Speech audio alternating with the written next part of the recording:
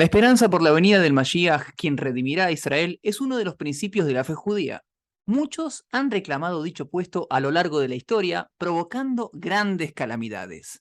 ¿Quiénes fueron? ¿Qué consecuencias tuvieron? ¿Se puede reconocer al verdadero Mashiach? Sobre este tema vamos a estar hablando hoy en Final Abierto. Bienvenidos, mi nombre es Jacob Lipsic. Y mi nombre es Jonathan Berim y hoy tenemos tres historias apasionantes para compartir con ustedes.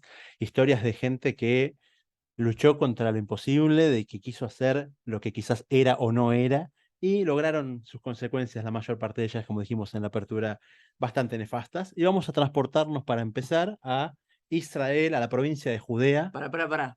Antes, no te me anticipes. Primero tenemos que decir qué es el Mashiach, ¿no? Es verdad. Una mini introducción, sí. El Mashiach va a ser como la traducción, Mashiach, Mesías, llámelo de acuerdo en español o en hebreo. Es como el Redentor, ¿sí? No sé si la traducción exacta, en realidad No, Mashiach es ungido, el sí, la ungido. traducción viene de ungido porque todos los reyes del reino de Claro. Israel, del reino de Judá de Israel, la ceremonia de iniciación como rey era volcar un aceite en la cabeza, quizás como están acostumbrados todos del Rey León, de esa forma Ese es el de ungir ejemplo. al rey. Es el ejemplo más moderno y más La cercano que educación, un tenemos. saludo a Disney, gracias Sí, por sí. educar a nuestros chicos. Hasta las últimas películas y después vemos qué hacemos. Pero la idea era justamente, Mashiach es ungido, viene del tema del rey David, que es un continuador de la casa de David, y entonces va a traer el reinado y la autonomía al pueblo judío otra vez. Por última vez, digamos, el reinado final. Tal cual, el definitivo. Y bueno, va a cumplir un par de condiciones que vamos a ir hablando, desarrollándolas el Claro. capítulo, pero entendamos que sí, que es un personaje de carne y hueso, no estamos esperando un ángel, ni un dios, ni No solamente viene volando. sí, un ser humano, si no viene en la alfombra mágica, seguimos Ah, con ok. Disney. Entonces, sino que O la lámpara. sale de lámpara tal cual. No, es un hombre de un ser humano de carne y hueso que va a conducir al pueblo de Israel a un estado de plenitud, tanto física como espiritual. También vamos a hablar después de eso. Entonces, obviamente, ese deseo, esas ganas de que venga, ha generado, lamentablemente, que muchas veces hayan habido confusiones. Vamos a hablar de los grandes casos que hubo. En realidad, antes de empezar el primero que vas a mencionar, se mencionan varios, ¿sí? Si uno va, tal vez el principal historiador de la antigüedad del judaísmo sea considerado, quizá me equivoco, Flavio Josefo, No, ¿sí? sí. Entonces, él menciona en sus escritos que alguna que otra vez iban apareciendo personas que se autodenominaban ser el Mashiach, el Mesías, y que finalmente, evidentemente, no lo fueron, pero han habido tal vez tres grandes figuras muy reconocidas, y aparte porque generaron, lo importante es que generan una gran expectativa, ¿sí? Una persona no se puede autodenominar que es el Mesías y no le importa a nadie, digo, sí, claro, Que pero de hecho hay algo que en psicología se llama el síndrome de Jerusalén, sí, lo escuché, que es gente que llega a Jerusalén y se cree el Mashiach, se cree sí. el Salvador, y es un trastorno que de repente, de hecho, conozco gente que ha visto esas personas que de repente se transforman y empiezan a gritar que son el Salvador de Israel, y bueno, hay que Se internarlos pueden después, pasar pero por el cótel a veces en ciertos sí, horarios donde hay muchos de ellos. Hay un Minyan de Mashiach.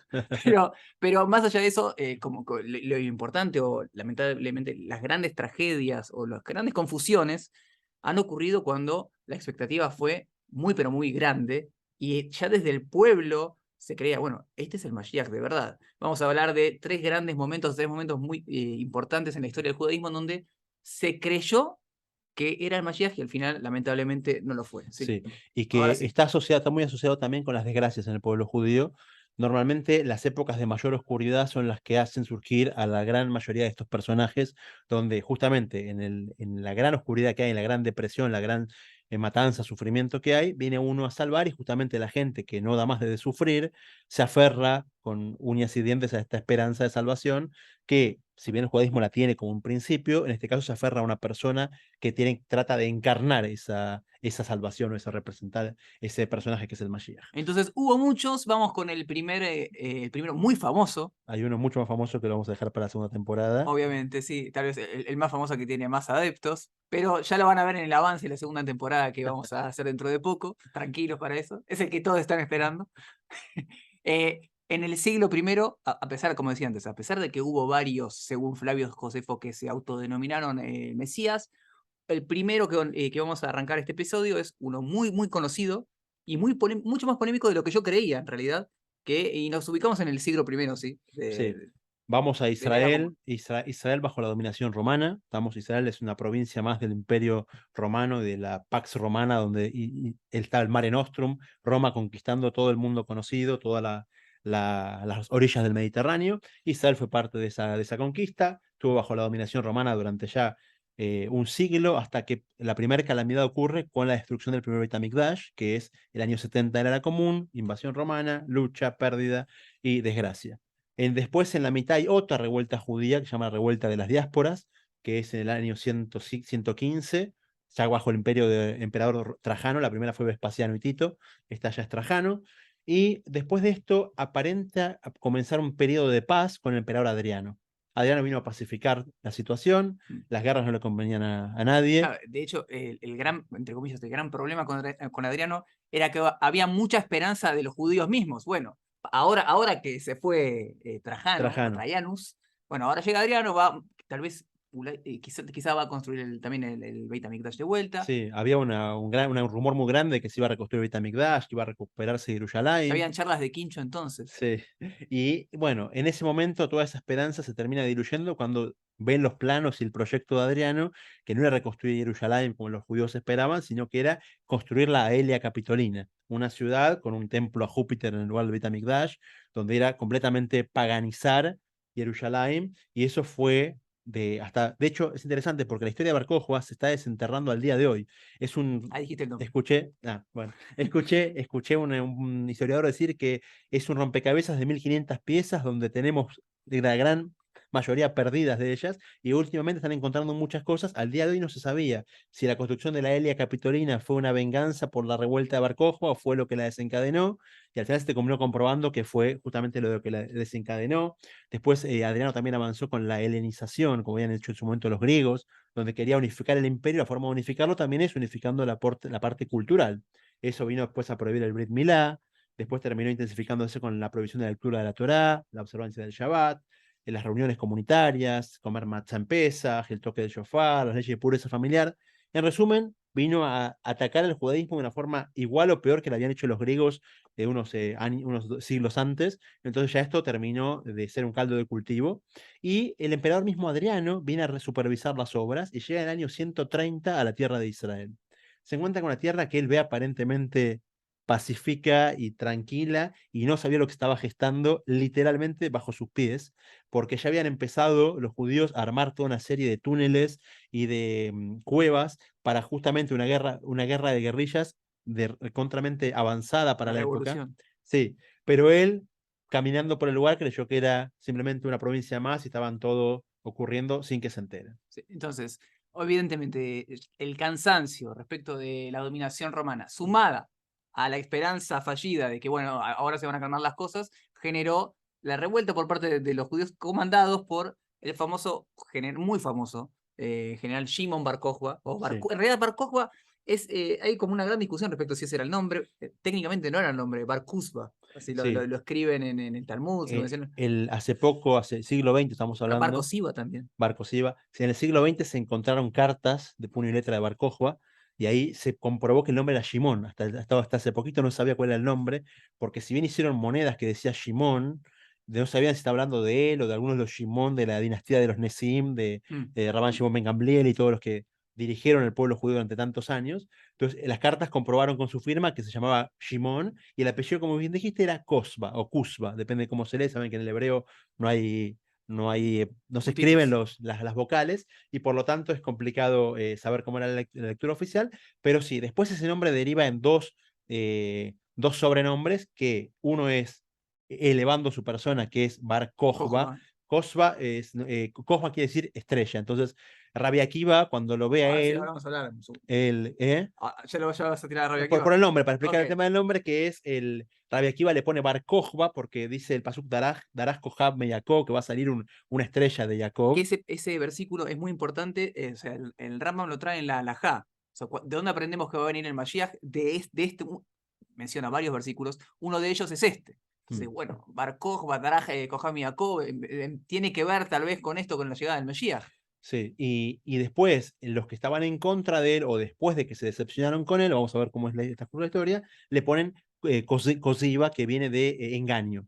de qué es un engaño en hebreo. Entonces, como que es del mismo nombre, se jugaron con las letras para elevarlo y para bajarlo. Pero vamos a volver a su historia y Sí. empezar por el principio. El hombre era una familia de Kohanim, era sobrino de un Tana muy famoso que era Rabbi Elazar Amodai, que de hecho fue el sostén espiritual de toda la revuelta de Bar Kokhba.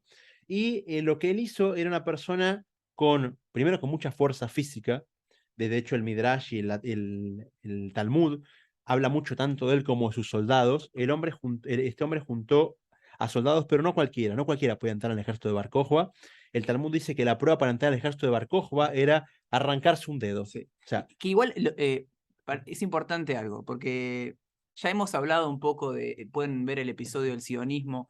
Hay figuras que se han tomado como líderes, incluso como modelos, que en realidad cuando uno investiga un poco respecto de la historia, no es tan así. Entonces, Bar Kokhba, por lo general, así como se consideran tal vez, es uno de los ejemplos de la victoria militar, son los macabeos. Otro ejemplo de la victoria militar, de la fuerza militar y cómo Israel puede doblegar al enemigo que viene de afuera es Bar Kokhba. Ahora, el Talmud lo pinta como una persona bastante cruel que le hacía pasar esto a sus soldados. Aquel que quería entrar al ejército de Bar Kokhba tenía que ser lo suficientemente, entre comillas, hombre como para poder arrancarse un dedo, algo que estaba absolutamente rechazado por sí. la dirigencia rabínica y obviamente por la Torá también está rechazado, mutilarse un dedo. Sí, y de hecho, en base a esa crítica, los sabios lo critican, le dice, ¿hasta cuándo vas a hacer del pueblo de Israel gente lisiada? Claro. Y ahí fue que cambia la ceremonia de iniciación en el ejército y la reemplaza por arrancar un cedro a la carrera. O sea, tiene que ir montado a caballo y llevarse puesto al cedro y que no el cedro se lo lleve puesto Claro. al jinete, lo que era también, si no igual de difícil, más difícil incluso que arrancarse un dedo, pero por lo menos se dislocaban el hombro y no se arrancaban un dedo. Entonces Bar Kokhba, que era obviamente un líder militar, insisto con esto, el Talmud lo muestra como una persona evidentemente muy capaz, muy fuerte, una fuerza física notable, bastante cruel como líder,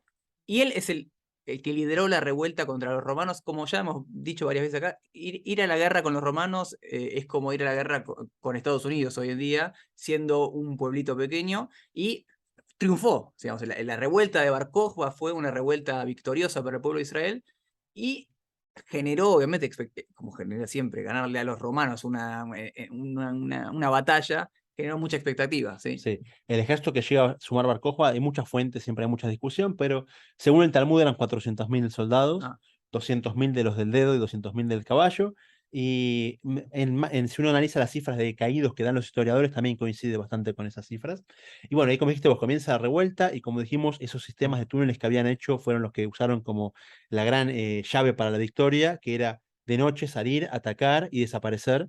Los romanos no sabían quién los atacó ni por dónde estaban. De hecho, cuando llegaban a descubrir que había un hueco en el piso o una entrada, los perseguían por ahí y normalmente eran o lugares con agua donde el romano no podía pasar con su armadura, o lugares muy estrechos donde tenía que dejar parte de sus pertrechos en la mitad, hasta que llegaba a un lugar abierto donde ya estaba medio desarmado y lo apuntaban con flechas desde arriba, ganaban la posición alta dentro de las mismas cuevas, entonces era una trampa sin salida y por lo tanto una forma de vencer y así fueron logrando. Año 132 de la era común, logran la victoria contra Roma, o sea, comienza la revuelta y empiezan a ganar, y tienen unos 3 años de independencia de Israel en la tierra, del pueblo judío en la tierra de Israel. solamente quiero mencionar algo que tal vez es frecuente, cuando hay victorias militares, hay algo importante para el judaísmo que tal vez vale la pena aclarar. Muchas veces uno de los grandes enemigos de la persona es creer que es él mismo, ¿sí? Como cogí Beot-Semiadí, dice el versículo, que uno se la crea que lo hizo. Bar Kokhba está mencionado que muchas veces decía, como no hace falta Dios, no hace falta Dios, no necesitamos a Dios, ¿para qué necesitamos a Dios para ganar esta batalla? Pues nosotros solo podemos. Ya ahí como da un poco de Sí. lugar un poco a la creencia un poco negadora de la Torá. Sin embargo, también es importante que el pueblo de Israel, y esto también es una, como decías al principio, es una patente que se repite en las situaciones de un falso Mesías, el pueblo de Israel andaba buscando, era como que el pueblo necesitaba un líder y tenía esa esperanza, bueno, ya está, después de todo este sufrimiento, ahora nos toca la redención y encontrar en un líder militar que puede vencer al ejército romano es la figura ideal. Ahora, con eso solo no alcanzaba, porque en este caso en particular hubo un apoyo del liderazgo rabínico, ¿sí? Sí, de hecho, si bien lo que decís vos del Talmud, que habla de que Bar Kokhba le decía a Dios, ¿sabes qué? Dios ya está, estamos suficientemente bien armados, con que no te metas es suficiente. O sea, no hace falta ni que nos ayudes, ni que tampoco nos perjudique. Mientras no nos perjudiques, salimos ganando. O sea, a igualdad de condiciones vamos a ganar seguro. Pero por otro lado, en las cartas se descubrió que si bien tenía estos aspectos de que quizás el Talmud siempre hace hincapié en detalles que no son menores y por eso se puntualiza, en las cartas se ve como de repente pide que manden al frente las 4 especies porque los soldados necesitaban hacer las bendiciones en Sukkot, o cómo cuidaban las Trumot y Maasrot, o el año de la Shemitah. Entonces veíamos que como líder también tomó un liderazgo religioso fuerte en base a mitzvot. Entonces, por eso le daba un nombre mucho más fuerte como Mashiach. No es solamente una persona que no observa la religión, sino que al revés, un líder que es carismático, que los unifica a todos, que de hecho lo logró, porque una de las diferencias entre él y lo que había pasado en la primera revuelta en el año 70 fue que en el 70 estaban todos peleados los judíos, eran muchas sectas internas. Él, por el contrario, logró unificar a todos y luchar contra Roma, y eso fue parte del secreto del éxito que tuvo. Ahora, viendo un poco la biografía, investigando un poco respecto de Bar Kokhba, para mí el dato fundamental, o lo que me sorprendió, es, como mencionaba recién, el apoyo rabínico. Pero no había un rabino en la periferia que dijo, bueno, este es Bar Kokhba, puede ser el Mesías. Según el Gadolador, el máximo dirigente rabínico de la época, Rabí Akiva dijo, bueno, el Bar Kokhba es el Mashiach, ¿sí? Acá se viene la redención. Y evidentemente se equivocó, pero lo importante para mencionar es que tenía no solamente una presencia militar, sino que había el respaldo, al menos en parte, del liderazgo rabínico del pueblo. ¿Sí? Sí, en parte y mayoritario, porque si bien el Talmud cuenta de Rabbi Yohanan ben Torta que se opuso, El amigo. sí, que se opuso a Rabbi Akiva y le dice, Rabbi Akiva, va a crecer pasto de tu mandíbula y todavía no va a haber llegado el Salvador de Israel, que pasto de tu mandíbula estamos hablando de una persona que falleció, o sea que Sí. ya vas a pasar a la vida futura y igual todavía el Mashiach no va a haber llegado. No podemos compararlo, estamos hablando de dos rabinos, sí, pero uno que era, como dijiste vos, la autoridad máxima de la generación y otro que era casi un desconocido del Talmud, que aparece en contadas ocasiones. Entonces estamos viendo que la opinión mayoritaria, más fuerte y más pesada, era Rabbi Akiva, que decía que sí era el Mashiach y que había que apoyarlo. Este, iba a decir es el único caso, pero en realidad en Shabbatai Tzvi, que vamos a hablar enseguida, también hubo algo así. Cuando uno empieza a leer algunos nombres de grandes autoridades alágicas que al menos no se opusieron con toda la fuerza, pero de todas maneras, el apoyo como el de Rabbi Akiva no hubo en toda la historia, porque era el máximo dirigente rabínico de la generación que respaldó a Kokhba. ¿Y entonces qué pasó? Sí. Bueno, Bar Kokhba llegó incluso a restaurar Korbanot, dicen algunos que había hecho Korbanot incluso. Si bien no reconstruyó el Beit HaMikdash, también está en duda si llegó a conquistar o no Jerusalén. Hay un debate todavía histórico muy fuerte sobre eso. Pero Roma manda en total 12 legiones, 120.000 soldados, y ya la lucha se empieza a volcar para otro lado. Y, históricamente hablamos de la cantidad de soldados que manda Roma. El Talmud siempre busca la parte espiritual, que fue lo que dijimos, esa mella en la fe de Bar Kokhba. Y bueno, empieza a recuperarse Roma, a ganar territorio, también por táctica de guerrillas. Roma evita la confrontación directa porque eran demasiados los soldados de Bar Kokhba, entonces les juega de igual a igual, entonces fue una especie de guerrilla contra guerrilla.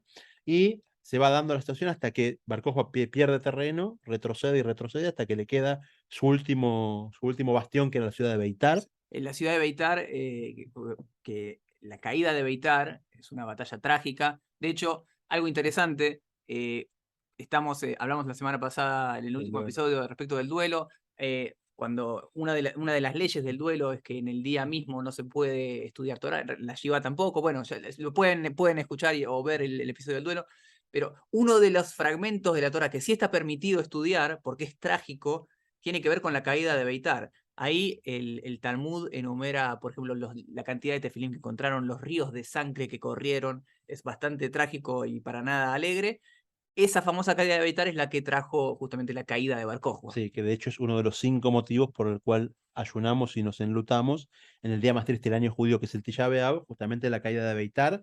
Bar Kokhba se replega ahí, los romanos empiezan el asedio hasta que logran penetrar en la ciudad, causan los desmanes que acabas de mencionar, y así termina el intento de Bar Kokhba de la autonomía judía. De hecho, hasta 1948, o sea, hasta 1800 años después, no se logró una autonomía judía en la tierra de Israel, que fue con el establecimiento del Estado moderno de Israel. Claro. Así que lo que hizo fue algo realmente fuerte, imponente. También los golpes que le dio a Roma también fueron importantes. La Legión Romana 22 desaparece por completo de los registros romanos, o sea que se estima que Bar Kokhba la destruyó por completo. probablemente algo parecido pasó con la Legión número 9, la hispana, y un gran golpe a la Legión 10 gemina, que después se reconstruyó, pero de Bar Kokhba salió muy maltrecha. Pero el lado judío no es menor, y la cantidad de muertos también, y el sufrimiento que hubo fueron terribles.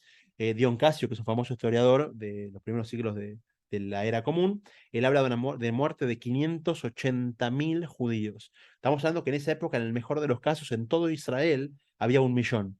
O sea que estamos hablando que aniquiló a más de la mitad de la población del país. La gran mayoría de judíos ya estaban en la diáspora, o sea, pocos eran los que quedaban en Israel, pero estamos hablando de destrucción terrible: 50 ciudades destruidas, casi 1.000 aldeas arrasadas, y los pocos sobrevivientes que quedaron a dispersarse por el Claro. mundo con el resto de hermanos que estaban dispersos. Ahora, obviamente, la muerte demuestra que no era el Mashiach, ¿sí? Sí, y cómo murió es algo particular también que no lo dijimos. El, según el Midrash, un soldado romano se acerca a Adriano con la cabeza de Bar Kokhba. Y Adriano le dice: ¿quién lo mató? Le dice: yo lo maté. Dice: vos no podés haber matado, le dice Adriano. Es el relato judío de la muerte de Bar Claro, Kokhba. Y dice: tráigame el cuerpo. Y cuando traen el cuerpo encuentran que está mordido por una serpiente. Le dijo: si no lo hubiera mordido la claro. serpiente, vos no hubieras podido hacer nada. Y también se puede ver como un diseño divino, como que no fue una decisión humana, sino que Dios terminó con la vida de Bar Kokhba a través de una serpiente. Entonces, evidentemente Bar Kokhba no fue el Mashiach. Hay que reconocer en todas las autoridades alégicas, por más que aparece, digo, para que no caigas simplemente en un relato cuasi heroico de Bar Kokhba, que evidentemente como militar lo habrá tenido, pero las autoridades alégicas lo mencionan como un grave error respecto de Rabbi Akiva de haber mencionado que él era el Mashiach, porque como dijimos antes, eh, una persona puede ser tal vez un gran líder militar y un gran estratega, pero cuando hablamos del Mashiach y estamos hablando de la redención, hay que tener mucho cuidado por la expectativa que genera, y además estamos hablando de una cuestión vinculada con la espiritualidad muy alta.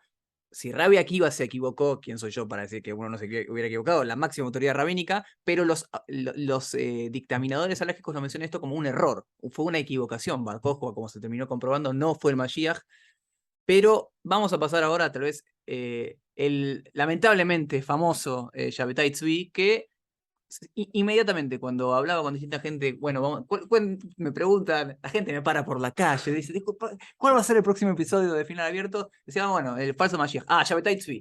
Inmediatamente sale Shabbatai Tzvi, que de por sí la historia es impresionante, y ahora vamos a Sí. enumerarlo un poco, pero es como el símbolo del falso Mashiach, evidentemente por la expectativa que generó y lo que se vivió a nivel internacional. Muchísimos judíos de todo el planeta creyendo en esta persona. En una época sin la globalización de hoy, así que estamos Claro, sí, diciendo sin mucho, redes sociales. sin redes sociales, tal cual. Bueno, tenemos que transportarnos entonces ahora de la antigua Roma. Como dijimos, en el medio hubo varios que se Sí, autodenominaban Mesías y no lo fueron, pero estamos hablando de los que tuvieron impacto y tuvieron sobre todo una gran aceptación de gran parte del pueblo de sí. Israel. Hubo en Yemen, hubo en Irak, hubo en Irán, hubo en Europa, en la época de las cruzadas, hubo en Francia, hubo en España, hubo Mashiach de Zaragoza, el Mashiach de París. Hubo un montón de gente que se fue nombrando a lo largo de la historia, y justamente fíjense cómo coinciden con las épocas de más tragedias que hubo para el Claro. pueblo judío, más surgen estas figuras, Bueno, pero obviamente tiene que ver, o sea, es inevitable en época de sufrimiento la necesidad de un salvador. sí, de hecho, la Torá habla de que el Mashiach nace en Tisha B'Av, y es alegóricamente hablando, justamente hablando de que en el peor de las oscuridades, el lugar donde más abajo estás, ahí empezás a subir, o sea, no hay más abajo y empezás a crecer. Pero también muchos lo toman en forma literal y dicen: bueno, el Mashiach tiene que nacer en Tisha B'Av. Y llegando a esto como introducción, este personaje, Shabbatai Tzvi, que nace de un hombre rico, un comerciante, estamos hablando de Turquía, de Izmir, Sí. Esmirna.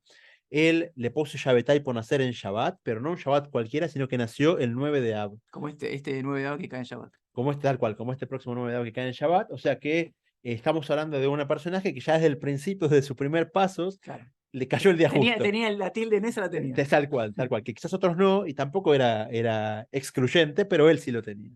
Bueno, era un estudiante muy ávido de estudiar, se destaca muy tempranamente como estudiante talmúdico, estudia con Rabbi Yosef Escapa En Turquía, sí, en en Turquía Turquía, en había muchos Izmir. grandes sabios del mundo judío, era un lugar vivo en Torá, en Turquía, Sí. sí. Y bueno, entonces este gran alumno se sobresale, se destaca, y ya en el año 46, estamos hablando que dijimos que nació En el en el 26. 26, sí, 1626, 1626 a los nace, 20 a años. los 20 años ya empieza a estudiar Kabbalah, tiene dos matrimonios fallidos. Sí. Historiadores hablan de unos traumas que tenía físicos, después hablan también de la bipolaridad de él, pero bueno, cada uno, Sí, con el diario del lunes es fácil analizarlo, pero bueno, en ese momento era un hombre que de repente muy carismático, falla en 2 matrimonios que puede pasarle a cualquiera, y comienza a desarrollar su forma de ver el judaísmo, que incluía por un lado un aspecto muy piadoso, o sea, era lo que después se ve también en otros maestros hasídicos, que era hablaba del concepto de purificación, que ya mencionamos varias veces, dijimos que vamos a hacer un capítulo sobre la mikve, pero todavía ya quedará para la segunda temporada, calculo. seguro. Pero él hacía inmersiones, no inmersiones comunes, sino que en agua helada. Buscaba esos manantiales más congelados, los rompía y se metía adentro, mostrando que su purificación era total y su entrega era incondicional. Hacía ayunos prolongados. Es interesante que esto, ahora que lo vas mencionando, estoy pensando en justamente lo que menciona el Mesilat Yesharim, de que eso no es un Hasid.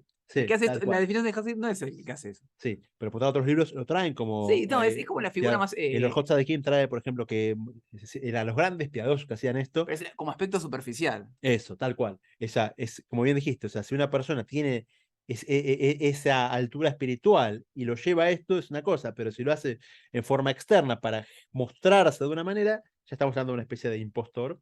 Y ya en esta época él desarrolla una filosofía que él dice que existen transgresiones, después se va a intensificar, ya vamos a ver a lo largo de la historia, de su historia, pero transgresiones en aras del cielo. O sea, está bien cumplir con mitzvot, los preceptos de Dios, pero basado en Larisa le habló de las nitzotzot de Kedusha, como que el mundo entero está regado de chispas de espiritualidad que hay que elevarlas. En Entonces, todos lados. en El todos tema, lados. el tema de los nitzot de espiritualidad tiene que ver con que incluso en aquel lugar que te puede parecer negativo, todavía hay algo de Sí, espiritualidad y el trabajo de uno es poder rescatarlas y llevarlas para el lado positivo. así es. Entonces él dice, bueno, entonces si es así, las acciones negativas también hay que hacerlas para poder elevar Claro, la santidad que hay dentro de esa maldad. Y ya, obviamente, estamos dando cuenta que sí. se está pasando mucho de mambosería, como se dice, para. Hay una frase que es, nosotros decimos por la mañana, unas bendiciones que es Matira Surim, pero también hay un juego de palabras que lo mencionan también en nombre de la Kabbalah, Matir y Surim, que se pueden permitir los Isurim. Hay un método de permitir ciertas transgresiones justamente para hacer lo que decía Jonathan, que es llevar sacar la parte positiva incluso dentro de lo negativo. Sí. Bueno, así llegamos a 1648, un año trágico en la historia del mundo judío, especialmente del mundo ashkenazí, con lo que se llama las Gezerot Taj Betat. Taj Betat son lo que los ucranianos ven como su gesta de independencia con Bogdan Khmelnytsky. Bogdan Khmelnytsky dirigió una banda de cosacos que arrasaron comunidades enteras. Hay estadísticas, o sea, hay números históricos, depende en mayor o menor aumento de los números, pero las más graves dicen que se habla de la muerte de unos 100.000 judíos pasados por la espada por estas matanzas de Bogdan Khmelnytsky. Sí, que obviamente cuando hablamos de Europa del Este, como cualquiera que provenga de ahí sabe que los límites se iban borrando por los días. Quizás estamos hablando también en sectores de lo que son Polonia, Rumania, todos los países se iban tocando, pero es Sí, considerado como mencionamos, la gesta de Ucrania. tal cual. Y esto llegó al punto tal que quizás lo hablaremos en otro capítulo, pero el día 20 de Sivan se convirtió en un día de ayuno para el mundo ashkenazí y hasta el holocausto, hasta la Shoah, la gente seguía ayunando el 20 de Sivan como el día de duelo nacional por las matanzas de Taj Betat. Entonces, en esa época que Shabtai Tzvi vivía, el 21 de Sivan, que fue el día siguiente a ese día más catastrófico, él se revela, o sea, se proclama como Mashiach. ¿Saben qué? Es tanta la oscuridad, vengo yo a salvarlos de todo esto. Y ahí es que menciona el nombre de Dios en público por primera vez, que es algo que para el pueblo judío está Está visto prohibido. completamente negativamente. Lo hacía el sumo sacerdote en el Kodesh Un día. HaKodashim un día al año, después de mucha purificación, y este hombre empezó a hacerlo público y hablarlo en la calle con algo que era Mm. completamente negativo. Ahora, es importante mencionar que por más que Shabbatai Tzvi se mencionaba como Mashiach en esta época, no le daba mucha importancia, ¿no? Es decir, bueno, en todas las ciudades hay uno que se Sí, dice, este es el nuestro.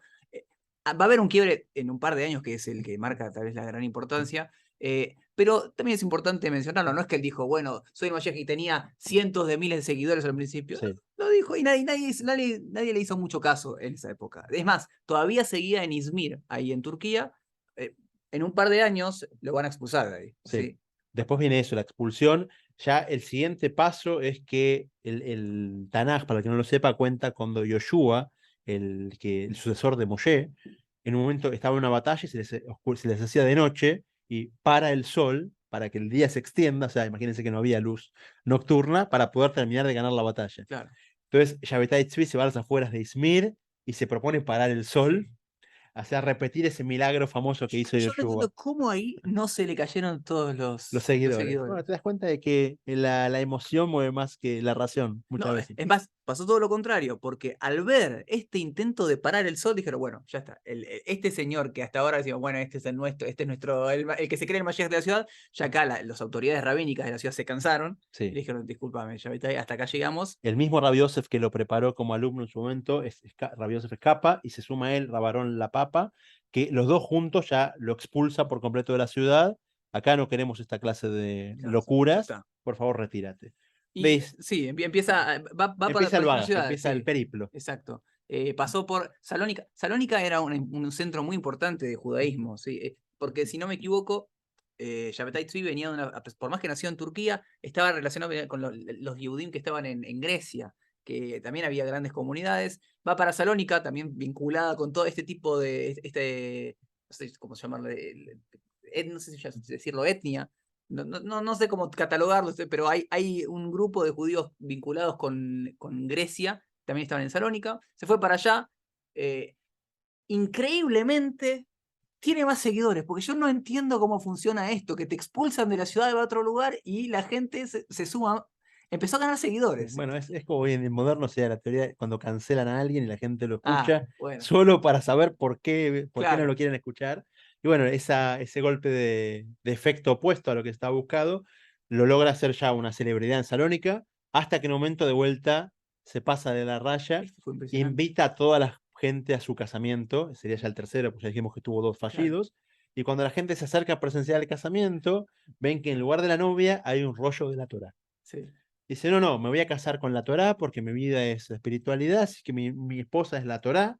Y ahí se ganó, obviamente, la expulsión de la ciudad de Salónica Ahí también. está, en Constantinopla fue. No, después pasa a Constantinopla. Ah, Ahora, después de ahí, llega a Constantinopla y ya las locuras o las cosas no esperables empiezan a hacerse más yo creo que la gente dice, bueno, vamos a grandes. ver qué hace ahora. Ya está. Sí, Intentó era, parar el sol, no pudo. Se va a vamos a casar, ver. se casó con otra. Vamos a ver qué hace ahora. Sí, después se empieza a pasar con un pez en una canasta diciendo que era lo Claro. cabalístico.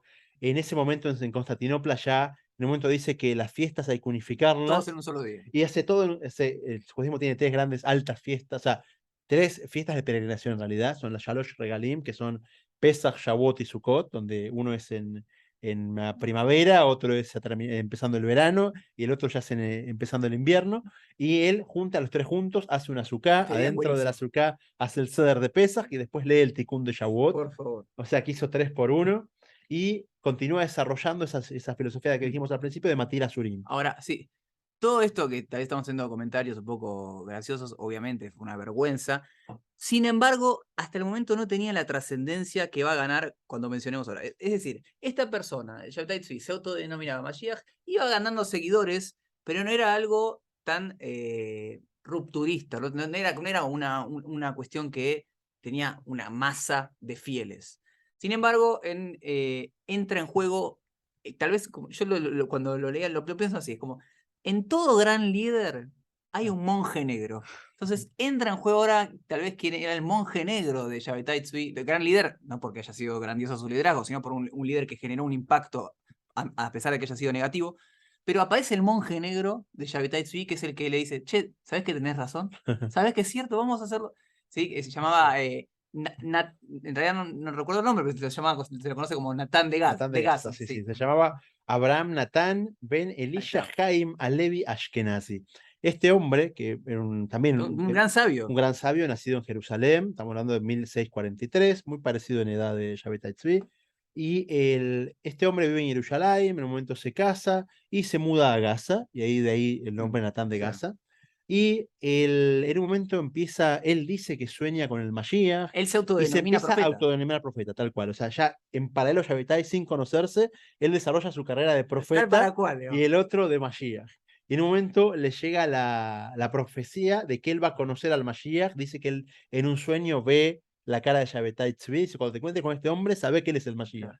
Ahora, Shabbatai Tzvi lo escuchó, o sea, se enteró de esto y lo va a ver. Shabbatai sí pasa de vuelta a Izmir, No sea cosa que depresión. que se le adelante a Dicen, alguien. ¿sabes qué? Andate a Israel, lo mandan a Israel. De Israel la comunidad tiene mucho carisma en la comunidad también, no Sí, como Mashiach, sino como una persona importante en la lo comunidad. Lo mandaron mandan, A lo mandan a Egipto. Egipto a recaudar fondos Le y va bien. le va muy bien, recauda mucha plata. Después lo acusan de que haber desaparecido parte de lo que recaudó, pero ahí en el camino se juntan los dos y como dijiste, tal para cual, Dios los cría y ellos se Sí, juntan, se juntan y se potencian. Shabbatai Tzvi ya estaba hasta arrepintiéndose de su sí. paso por el meshijismo porque dice, ya No está, funcionó, no no para funcionó. el sol. En mi casamiento fue un fracaso. Ah, ya está, listo. Pero no, de pronto viene Natán de casa y dice, no, no, vos sos el Vos Mashiach. sos, tal cual, Sigamos, vos sos. sigamos. Él le da la aprobación final, incluso falsifica un pergamino antiguo que le dice, mira lo que encontré, que habla de que vos sos, vas a ser, como profetizaron ya hace unos 4 siglos que vos ibas a venir.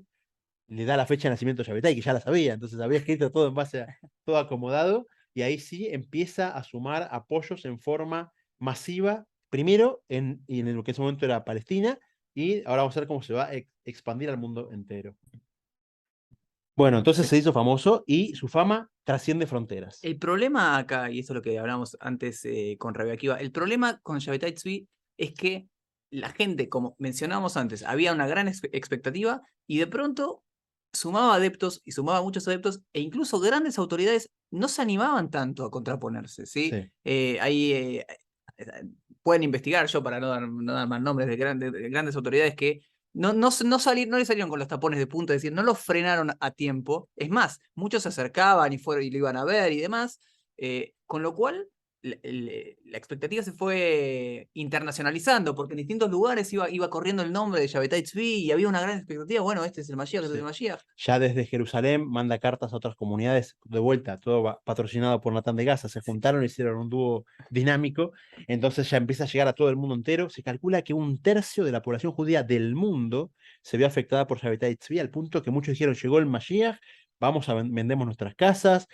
¿Para qué sirve la propiedad? ¿Qué gano con una casa, un palacio en Izmir, en Turquía, o en Los En Ángeles, o Buenos en Londres? Aires. No, no, o Buenos Aires, tal cual. Vamos directo a Israel, abandonamos todo, vendemos al mejor postor, mal vendemos y nos vamos. Y así fue que llegó, como dijimos, al mundo entero. Y bueno, esta fama, de hecho, diarios no judíos de la época replican la novedad de que llegó el Mesías judío. O sea, como Claro. que se rompió todas las fronteras. Y bueno, Sí, proporcional al efecto positivo fue el negativo. sí, ahora, también esto obviamente generaba no mucha complacencia con las autoridades locales, porque Shabbatai Tzvi y sus seguidores decían, bueno, y ahora le va a sacar la corona al sultán, y si esto sacaba el mandato, El el imperio imperio turco, otomano. ya está, el turco otomano, ya está, se va a acabar, llegó Shabbatai Tzvi, van a ver cómo le saca la corona, y se imaginarán que el emperador turco otomano no le cayó muy bien estos dichos, y lo detuvieron. Sí, así es. Cuando vuelve ya a Turquía, lo detienen. O sea, quería rearrancar su gesta en el lugar donde empezó, que era también el centro del reinado turco otomano, y dijeron, ahí apenas lo agarra, ya barcos interceptan su Claro. llegada, lo mandan directo a la cárcel. La cárcel, contrario a lo que pensamos de que bajó los decibeles, al revés los potenció, porque estaba Stenatán reexplicando El todo. operativo Clamor. Sí, tal cual. Y entonces en la cárcel se aumenta su popularidad y logra, de repente le empiezan a llegar visitas de todos lados, y la gente del mundo entero pagaba sus pasajes para ir a verlo, y eso fue el efecto de la cárcel que lo potenció.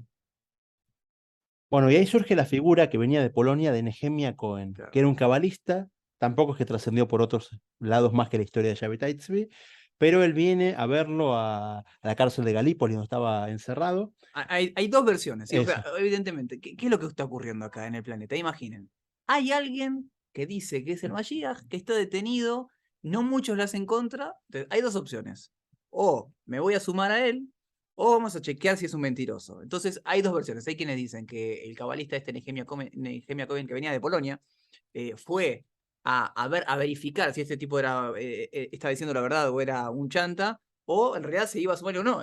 Yo soy Mashiach, digamos. Sí. Hay discusión respecto a esto, pero en definitiva va Nehemia Cohen y esta visita a la cárcel es trascendental para el futuro de Shabbatai Cohen, de De Shabbatai Shabbatai Tzvi. Tzvi, Sí, porque, 3 días de debate entre claro, ellos, dándose.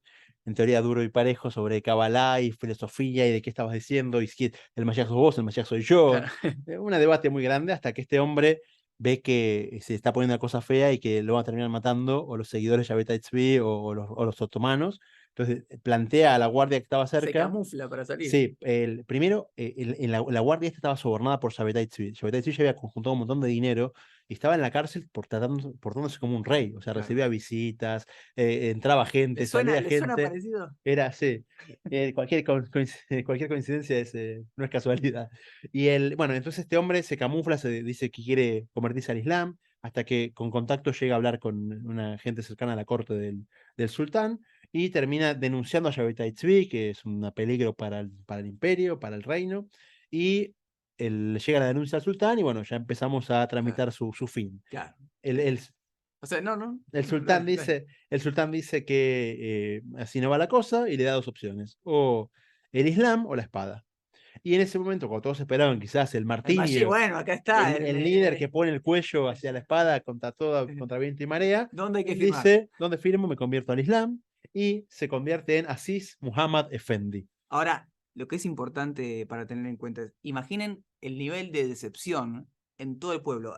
Estaba hablando antes, Johnny, de un tercio de la población judía mundial tenía su fe en esta persona, muchos habían desprendido de sus bienes, creyendo que era el Mashiach, y al final terminó siendo toda una gran mentira y fue algo devastador para la fe judía, ¿sí? Esto dejó secuelas por muchísimos años. En ese momento hubo quienes quisieron decir, no, en realidad lo que está haciendo es todo un truco para levantar las Sí. nitzotzot del Islam y lo que fuera. Natán, Nathan, obviamente, obviamente que Nathan. defendiendo lo indefendible, ¿sí? Pero fue una depresión total. Muchos judíos, primero hubo algunos seguidores que se convirtieron junto a él al Islam, pero muchos judíos que estaban totalmente desencantados también se convirtieron al cristianismo o adoptaron el Islam no por seguidores de Shabbatai Tzvi, sino diciendo como perdiendo su fe en el judaísmo de manera absoluta y al final una de las grandes, por ejemplo, uno de los grandes impactos que tuvo dentro del judaísmo es que el estudio de Kabbalah fue absolutamente vedado por muchísimos años porque digamos, cualquier cosa que podría vincularse con Shabbatai Tzvi estaba frenada por las grandes autoridades rabínicas para que no volviera a ocurrir algo así, que fue un golpe tremendo para el judaísmo. Sí, al día de hoy, muchas comunidades, especialmente sefaradíes de Siria, dicen cuando recibimos el Shabbat, hay una plegaria que se llama el Lejado Di. Y en el Lejado Di hay estrofas que se asocian con el Mashiach. Estas comunidades al día de hoy saltean dichas estrofas para no recordar al comienzo del Shabbat el Mashiach, que eso automáticamente les evoca Claro. Shabbatai Tzvi y una depresión total, entonces lo borraron de su libro de rezos o lo saltean si es que lo tienen. Ahora, los primeros años que tuvo como islámico Shabbatai Tzvi, estuvo bien, recibía cierto sueldo, recibía dinero del Imperio Otomano, pero después, Se vendió bien, sí, pero al final lo denunciaron por ser también como no un idólatra, porque mezclaba cosas del islamismo con el judaísmo. Entonces los propios musulmanes, los islámicos, lo acusaron y al final terminó pobre en el exilio y desterrado, así es. olvidado, o sea, olvidado por sus seguidores, pero fue un impacto absolutamente devastador. Por eso, volviendo a lo que decíamos antes, cuando hablábamos, bueno, vamos a hacer un episodio de Falso Mesías, lo primero que se viene a la mente al día de hoy, más de 250 años después, Shabbatai es Tzvi. Shabbatai Tzvi. Sí, Wikipedia, buscas un falso Mashiach y está el retrato de lo que dicen que era Shabbatai Tzvi. Así que, bueno, y el impacto que nos queda por mencionar es Sí, que hubo ah, una secta de sabateos que llaman los Donme en árabe, que siguen hasta el día de hoy, que son pocas familias, pero todavía tienen su existencia, se mantienen en la fe diciendo que ellos ya tuvieron su Salvador y que ellos viven de acuerdo a las normas que él les legó. ok. Ahora, Vamos, la sí, muerte de Shabbatai Tzvi fue en 1676 y vamos a hacer el último, ya pequeño fragmento de este episodio con alguien que justo 50 años después de que Shabbatai muere, en 1726, nace. Y se llamó Rabbi Jacob Frank. ok. Sí, Jacob Frank. sí. Jacob, ya sí, se llamaba Jacob Leibowitz, sí, pero después se cambió, no sé si se cambió, se cambiaron. Frank era algo, un apellido Nombre artístico. claro, nombre artístico, que él nace de uno de los seguidores. O sea, ya Sí, él viene de una familia de sabateos. sí. ¿Sí? Su padre era un seguidor de Shabbatai, no sé si fue directo, pero digamos que seguía la creencia de Shabbatai Tzvi, y él crece un poco en este ambiente Y bueno, también como decimos antes, él se autodenomina no solamente seguidor, sino sucesor de Sí, Shabbatai Tzvi. en el 1752 viaja a Izmir y a Salónica, y ahí se junta justo con la parte, lo más activo que había de los Claro. seguidores de Shabbatai Tzvi, y se termina convenciendo de que él es la reencarnación de Shabbatai Tzvi y que él es el Mashiach. O sea, lo que no, los Shabbatai no logró hacer, lo va a lograr hacer él. Ujú. Bueno, es excomulgado, obviamente, estamos hablando de tiempos de poca tolerancia. Y algo para mencionar que Shabbatai Tzvi, si no me equivoco, nunca se había, por más que rompió todas las leyes habidas y por haber de la Torah, no había manifestado su contra, si no me equivoco, respecto del Talmud. Jacob Frank lo que tuvo fue, no, el judaísmo lo importante es solamente la Kabbalah, es decir, se opuso al estudio de la Torah oral que está en el Talmud, es más, apoyó quema Sí, de decenas de miles de Talmud, no sé, Talmudes, ¿cómo se Talmud, sí. eh, De copias del Talmud. copias del Talmud en Sí, público, se acercó a los líderes religiosos del sí, cristianismo. o sea, necesitaba un amparo, el amparo judío no lo tenía, entonces se acerca a los líderes católicos y al punto tal que él dice, yo voy a plantear un debate y les voy a mostrar cómo tengo razón yo. Él quería hasta comprobar que la mística judía era más cercana a la fe católica que a la judía propia, o sea, que quiere quitar una parte del judaísmo, que es la parte de la Kabbalah, que la pueden escuchar en el episodio que ya hicimos al respecto, y ya aprovechamos para pedirles que se suscriban y que Sí, apoyen claro. el proyecto y que comenten lo que puedan aportar en todas las redes. Y entonces, en ese caso, hace un debate público. El debate público es arbitrado por el rey Augusto III de Polonia, que era cristiano, católico, y obviamente que le da la razón a los franquistas. Ahí surge, como dijiste vos, la gran quema del Los Talmud. franquistas. Dicen que estamos hablando de una cantidad se estima que se quemaron unas 10.000 copias del Talmud, donde la imprenta recién arrancaba, y Claro, estamos hablando de que una era pérdida una tremenda. pérdida tremenda tal cual al judaísmo. Hasta al punto tal que después sigue con sus actividades, era una actividad muy borderline, muy conflictiva. Él fomentó mucho la filosofía de Shabbatai de que hay que hacer transgresiones Sí. elevar las chispas de Kedushá, entonces armaba fiestas y promiscuidad y casi no tenía ningún arraigo y conexión con la halajá, era completamente Sí. alejado, y al punto tal que los mismos cristianos lo terminan viendo como una amenaza de que reemplace a Jesús. O sea, ya no era la amenaza por ser judío, sino la amenaza porque se está metiendo dentro de nuestra propia fe. Claro. Y bueno, ahí la Y los Inquisición. seguidores decían, mira, la verdad que ahí la están pasando mucho mejor que... Que nosotros. Tal cual. Entonces, bueno, la Inquisición de Varsovia lo termina arrestando, lo exilia a un monasterio en la ciudad de Sí. Czestochowa, hay que ver cómo se lee en polaco, y ahí queda durante 13 años exiliado. Justo invade Rusia, Rusia libera a todos los presos polacos y ahí sale de vuelta a la libertad.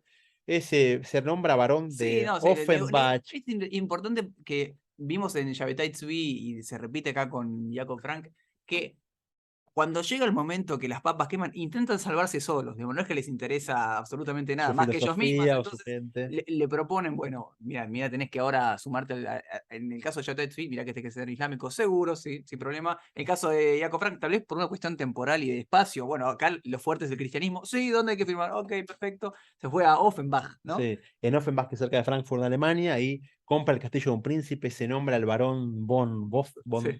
von Offenbach, ya alcanza ahí su apogeo de las fiestas en el palacio y sus seguidores fue el tope que llegó.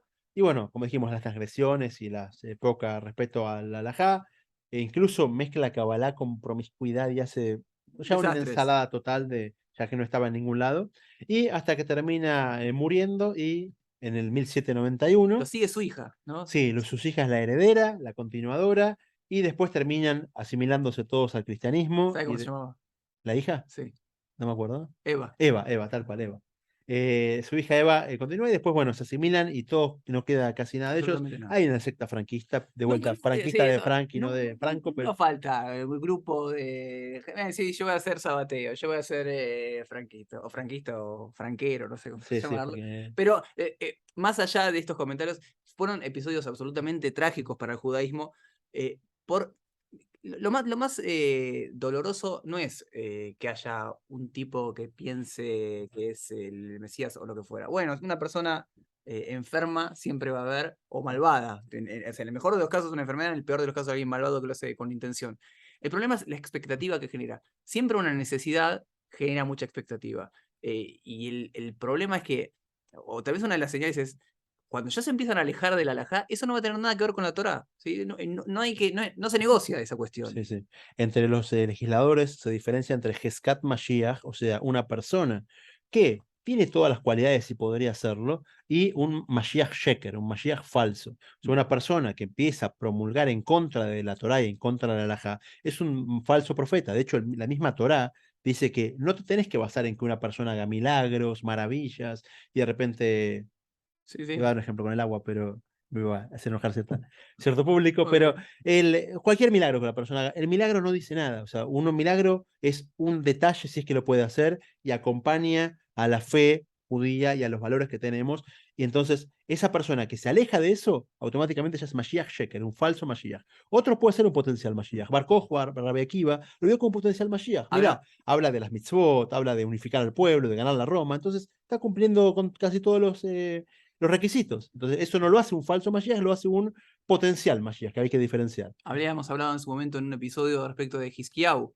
que el Talmud dice que tenía aparentemente todo como para ser el Mashiach. Sin embargo, y es importante mencionar esto, por cuanto que él no se ocupó de una mitzvah, que era reproducirse, Prurbu, no solamente no es el Mashiach, sino que en su momento el Talmud evalúa quizá no tiene ni siquiera parte en el mundo venidero. Esto es importante mencionar porque es que el Mashiach viene y bueno, yo cambio todo, reformulo como muchas de estas personas quisieron hacer. No, ahora la halajá es esta. No, no, no. Al contrario, el Mashiach va a ser alguien que cumpla con la Torá y con la halajá y demás, y de otras señales, por ejemplo, que pueda reimponer el reinado de la casa de David, que logre generar que el pueblo de Israel vuelva a venir acá a la tierra de Israel. Hay Sí. distintos pasos, Las victorias, claro. y el paso final es la reconstrucción del Beit HaMikdash, como que volver el culto judío a su idea original, o sea, a su forma de servir a Dios en forma original. Bueno, y que esperemos que ocurra pronto con el verdadero Mashiach, Bimera Beameinu, pronto en nuestros días. Si te parece algo más para No, comentar, nos ok. cerramos acá y hasta la semana que viene.